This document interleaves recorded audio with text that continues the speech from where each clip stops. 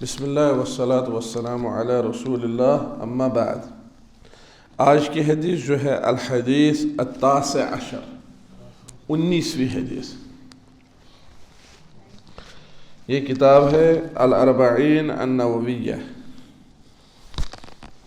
الحدیث التاسع عشر، 19ویں حدیث۔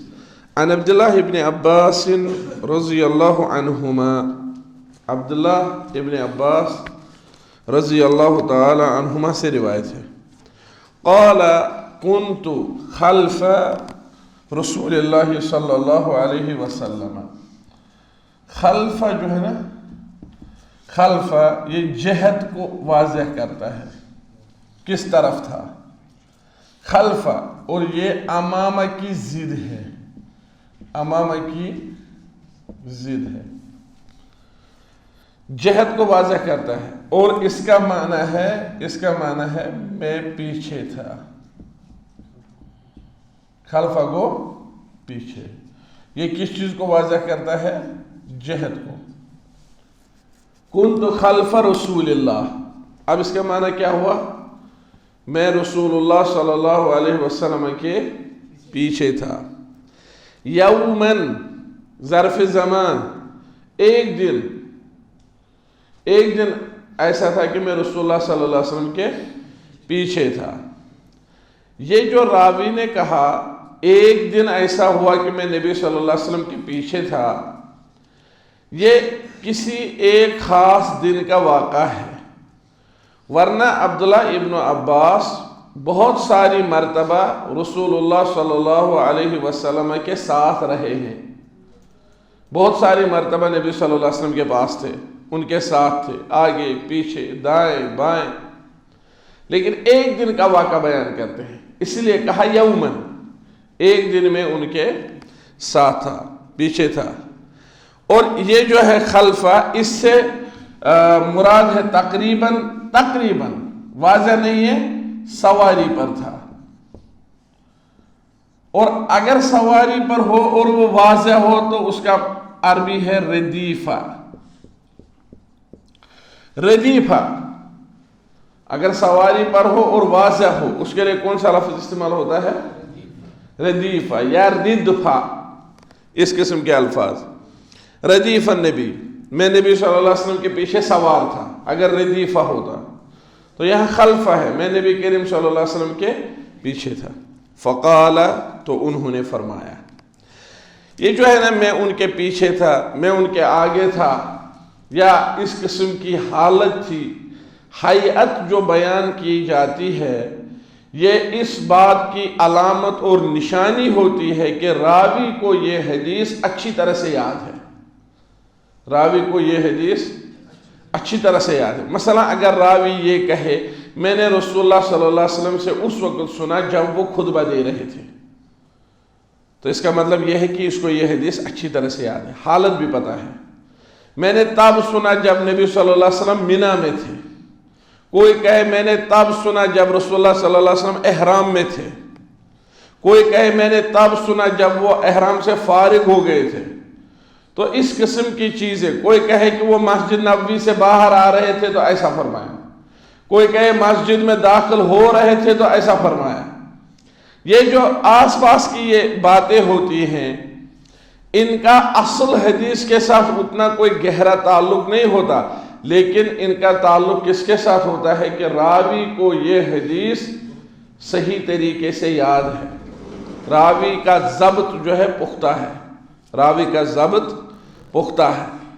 تو فقال، نبی کریم صلی اللہ علیہ وسلم نے فرمایا، یا غلام، اے لڑکے، یا غلام، اے بیٹا بھی کہہ سکتے ہیں، اے لڑکے کہہ سکتے ہیں۔ غلام اس وقت بولا جاتا ہے جب چھوٹا بچہ ہو، اے بچے بول سکتے ہیں۔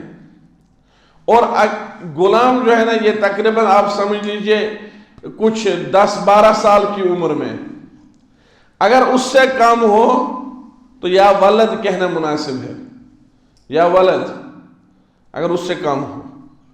یہ ولد اور رجل کے درمیان کا درجہ ہے، یا غلام، اے لڑکے. یہ اردو کا غلام نہیں ہے. اردو میں غلام جس کو بولتے ہیں نا، عربی میں اس کے لیے عبد لفظ آتا ہے. عربی میں اس کے لیے عبد لفظ آتا ہے. تو یا غلام، اے لڑکے، انی اعلمک کلمات، بے شک میں سکھلاتا ہوں آپ کو چند الفاظ، چند کلمات. اعلمک، علم یعلم،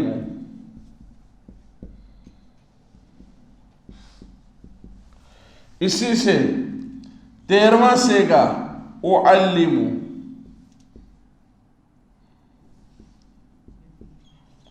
اور ضمیر مخاطب کی کا، تو یہ ہوا انی اعلمک، میں آپ کو سکھلاتا ہوں. کون سی چیز سکھلاتا ہوں؟ کلمات،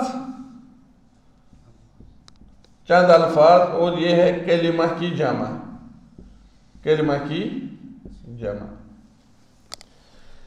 کلمہ ضروری نہیں کہ مختصر ہو، کلمہ ضروری نہیں کہ ایک ہی بات ہو، مختصر ہو.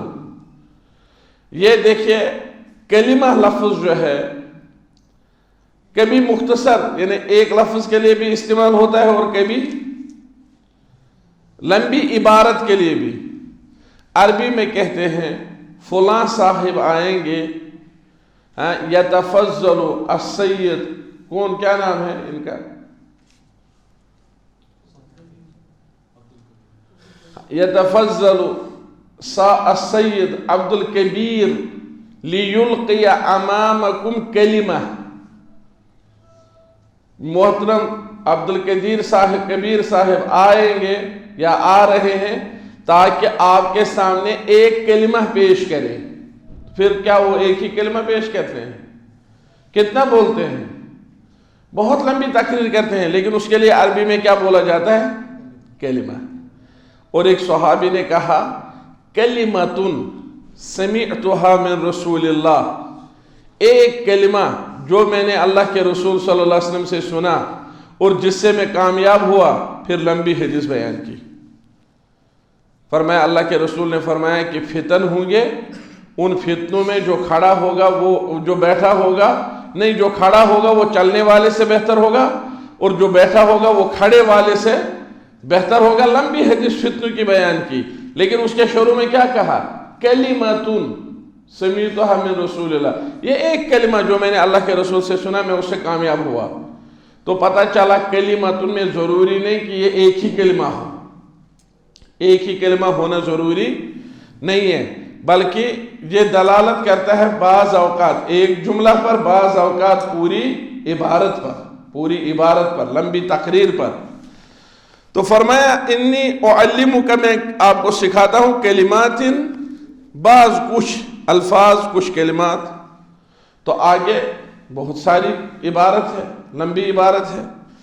احفظ اللہ یحفظک، احفظ اللہ، حفظ سے محفوظ رکھنا، حفظ محفوظ رکھنا. احفظ فعل امر، احفظ اللہ، احفظ فعل امر.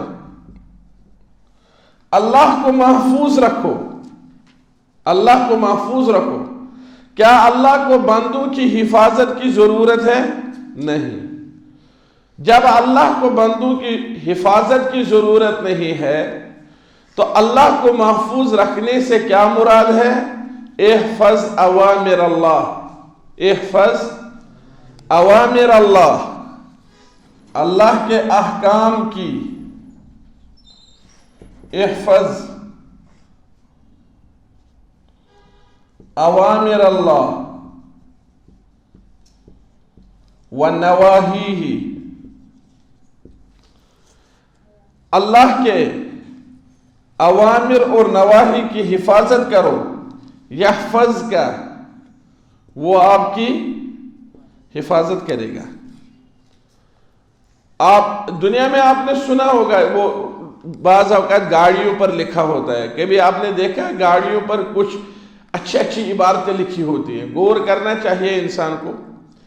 تو کہیں لکھا ہوتا ہے respect others you will be respected, دوسروں کی عزت کرو آپ کی عزت کی جائے گی. اچھی بات ہے، یہ بہت ہی بہترین قول ہے، کیونکہ ظاہر سی بات ہے لا یؤمن احدکم حتی یحب لأخیہ ما یحب لنفسہ.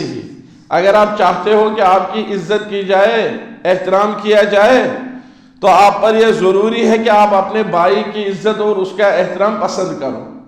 آپ چاہو کہ اس کی بھی عزت کی جائے، اس کا بھی احترام کیا جائے. تو جب آپ دوسروں کو عزت دیں گے، احترام دیں گے، وہ واپس آپ کو عزت دیں گے اور احترام دیں گے. اگر آپ دوسروں کو عزت نہیں دیں گے، احترام نہیں دیں گے، تو وہ آپ کو عزت اور احترام نہیں دیں گے. یہ بدلے کی چیزیں ہوتی ہیں. کیسی چیزیں ہوتی ہیں؟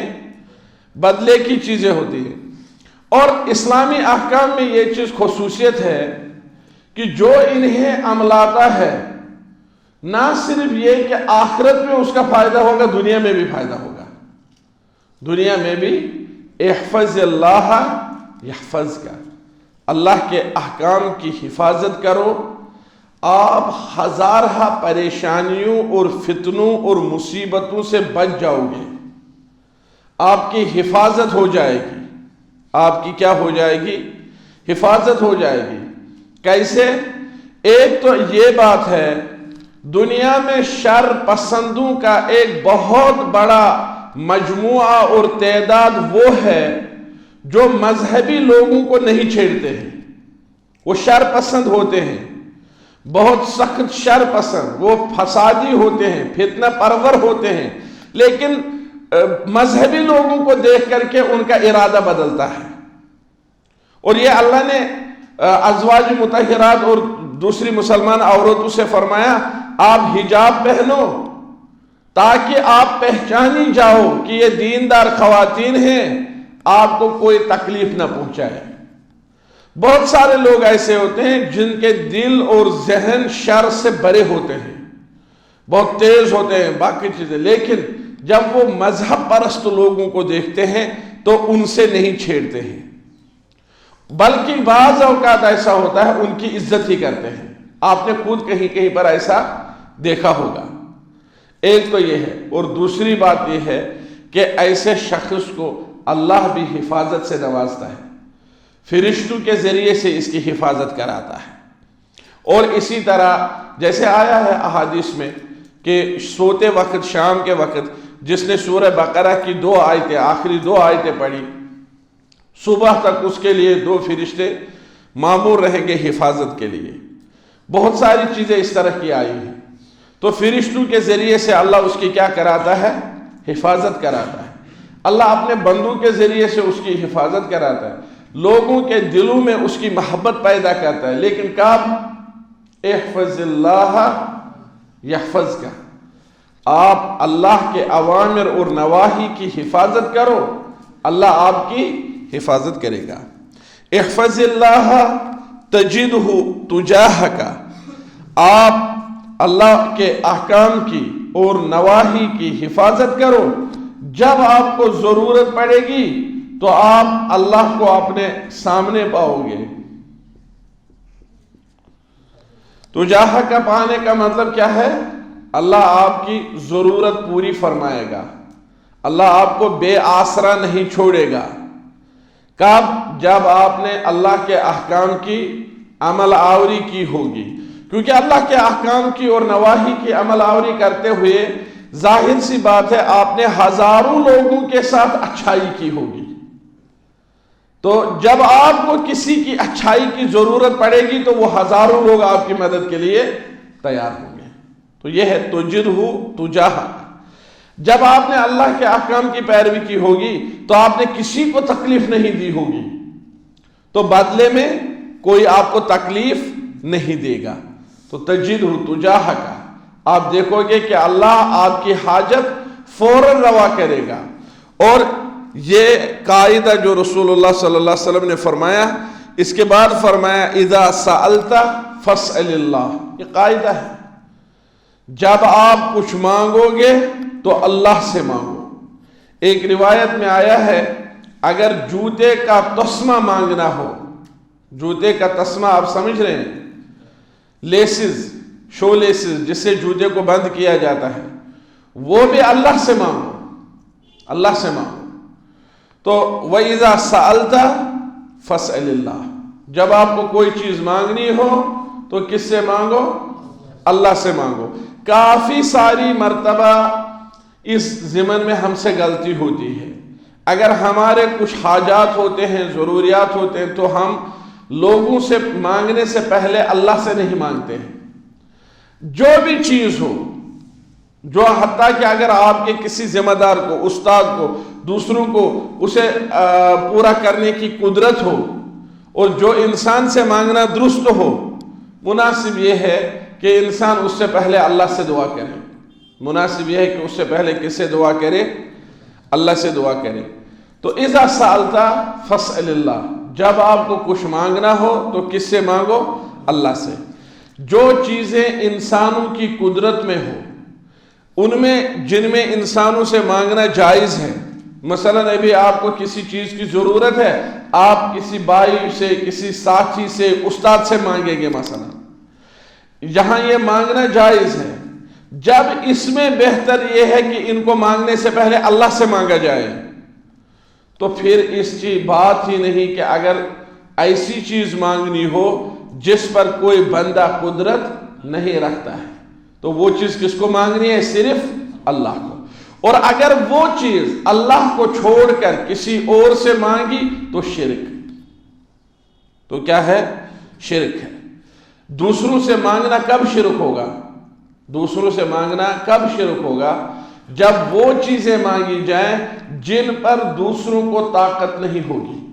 مثلا اللہ کے سوا کسی سے اولاد مانگنا، اللہ کے سوا کسی سے جنت مانگنا، مغفرت مانگنا، اللہ کے سوا کسی سے بیمار کے لیے شفا مانگنا، یہ ایسی چیزیں ہیں جن پر اللہ کے سوا کسی کو قدرت نہیں ہے۔ اگر اللہ کے سوا کسی سے مانگا، اللہ کے سوا کسی سے بارش برسنے کی وہ پکار کرنا، اس سے مانگنا کہ بارش برسائے، حالانکہ اللہ کے سوا کوئی اور نہیں کر سکتا ہے، تو پتہ چلا کہ شرک کب ہوگا؟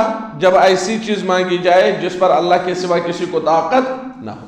لیکن اب جس چیز پر اللہ کے سوا دوسروں کو طاقت ہو، آپ کی فائل کسی دفتر میں کسی آفیسر کے پاس پھنسی ہوئی ہے، ایک دستخط کے لیے منتظر ہے، آپ جا کر کے ان سے کہیں گے، گزارش کریں گے، درخواست کریں گے کہ مہربانی کر کے میری یہ فائل کمپلیٹ کر کے مجھے دے دیں، لیکن مناسب ہے اس سے پہلے اللہ سے بھی مانگیں۔ آپ نے کسی کو قرضہ دیا ہوا ہے، واپس مانگنے جا رہے ہیں، اس سے پہلے اللہ سے مانگیں کہ اللہ اس کو میری طرف متوجہ فرما، اور اے اللہ آج میرے نصیب میں یہ چیز رکھ کہ میں جاؤں اس سے اپنی چیز واپس مانگوں اور وہ دے دے وہاں سے۔ آپ نے بات سمجھی؟ ان چھوٹی چھوٹی چیزوں میں بھی اللہ سے مانگنا، اس سے انسان محروم نہیں ہونا چاہے، کیونکہ دعا عبادت، دعا کیا ہے؟ عبادت ہے۔ اذا استعنت فاستعن باللہ، جب مدد مانگنی ہو تو صرف اللہ سے مدد مانگو۔ دو چیزیں ہیں، کچھ چیزیں وہ ہیں جن پر اللہ کے سوا کسی کو طاقت نہیں ہے، ان میں اللہ کے سوا کسی سے مانگنا شرک ہے، اور کچھ چیزیں ایسی ہیں جن پر اللہ کے سوا دوسروں کو بھی طاقت ہے، ان میں ان سے مانگنا جائز ہے، شرک نہیں ہے۔ اور اگر تھوڑی سی مشکل چیزیں ہیں تو وہاں بھی پہلے اللہ سے دعا کی جائے، وہ بہتر ہے۔ تو یہاں پر دیکھیے چیزیں جو ہیں دو قسم کی ہیں، اللہ کے سوا ان پر کسی کو طاقت نہیں ہے، اور یہاں اللہ کے سوا دوسروں کو بھی ان پر طاقت حاصل ہے۔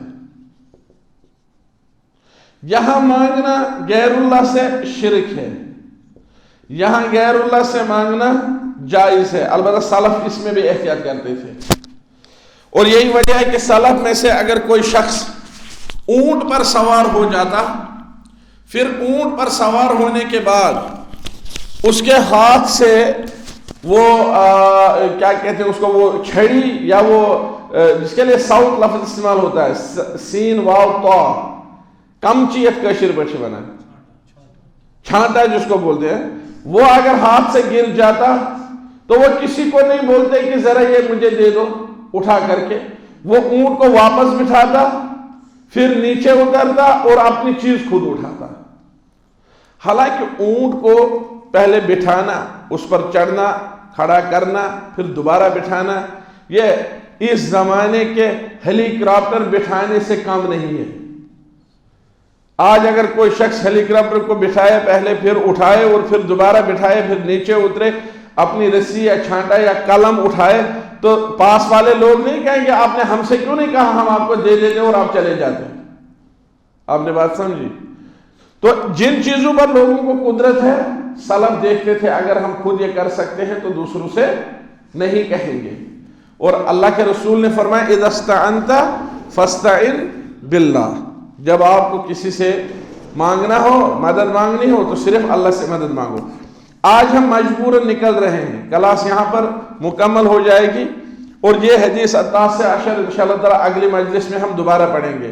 آج وادی کے ایک نامور عالم دین اور عظیم استاد مربی، وہ بھی اس دنیا سے چلے گئے ہیں، عبدالرشید طاہری رحمت اللہ علیہ، ان کی زوج محترمہ اس دنیا سے وفات ہوئی ہے، تو ان کے جنازہ میں شرکت کی وجہ سے یہ کلاس یہیں پر چھوڑنے پر ہم مجبور ہیں۔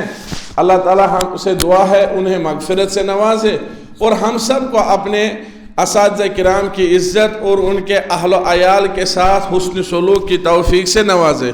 وآخر دعوانا ان الحمدللہ رب العالمین وصلی اللہ وسلم علی خیر خلق محمد وعلی آلہ وصحبہ اجمعین۔ السلام علیکم ورحمۃ اللہ وبرکاتہ۔